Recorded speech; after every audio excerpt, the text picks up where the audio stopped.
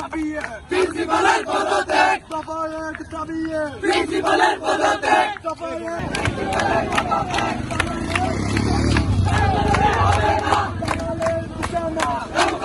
পিতা এবং মাতৃতুল্য শিক্ষক শিক্ষার্থীদের শিক্ষক শিক্ষিকার প্রতি আমাদের অনুরোধ থাকবে, আমাদের এই যৌক্তিক দাবিতে আপনারা সম্মতি প্রদান করে আমাদের পাশে থাকবেন।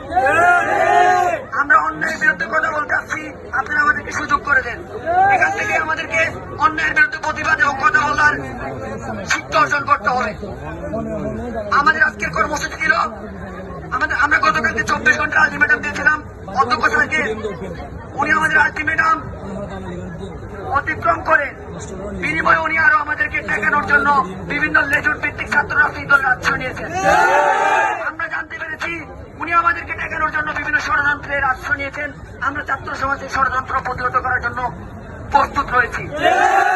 এখানে আমাদের ছাত্র সমাজের কোনো ভাই এবং বোনের প্রতি যদি কেউ হুমকি দেয়, আমরা তাদেরকে ছাড় দিব না। আমাদের কোনো শিক্ষার্থীকে যদি হুমকি দেওয়া হয়, তার প্রতিবাদ কিন্তু আমরা করে যাব। আমি তোমাদেরকে আমার ব্যক্তিগত ওপিনিয়ন এবং আমার সহকর্মীদের সবার যে ওপিনিয়ন, সে ওপিনিয়ন দিয়ে দুই একটা কথা বলবো। আমরা কখনোই তোমাদের প্রতিপক্ষ না। আমরা এবং তোমরা, আমরা সবাই মিলেমিশে এক পরিবার। আমরা তোমাদেরকে কখনো পর মনে করি নাই। আমরা তোমাদেরকে সবসময় আমাদের সন্তান হিসেবে জেনে এসেছি এবং সেটাই জানবো আজীবন। আমরা আজীবন পেতে চাই। আমরা সবসময় তোমাদের পাশে থাকবো। তোমরা যে দাবি দিয়েছ, আমরা শিক্ষকরা মিলে সবাই মিলে বসবো, আমরা আলোচনা করে আমরা একটা সিদ্ধান্ত আসবো, আমরা সেটা তোমাদেরকে জানাবো। ইতিমধ্যে দুজন সিনিয়র স্যার তোমাদেরকে সেই বিষয়ে দিক নির্দেশনা দিয়েছেন। তোমরা কি আমার কথার সাথে সবাই একমত?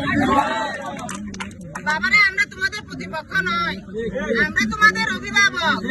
তোমাদের নিরাপত্তা দেওয়া, তোমাদেরকে রক্ষা করা আমাদের দায়িত্ব। তোমরা যে অবস্থান দেখিয়েছো আমাদেরকে, তোমাদেরকে নিয়ে আমরা গর্বিত। আমরা আগামী প্রজন্ম, তোমাদেরকে নিয়ে আমরা এই দেশ গড়ে তুলতে চাই।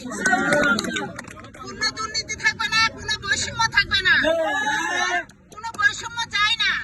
আমরা চাই বৈষম্যবিহীন একটা সুন্দর স্বাধীন বাংলাদেশ। সবাই ভালো থাকবে।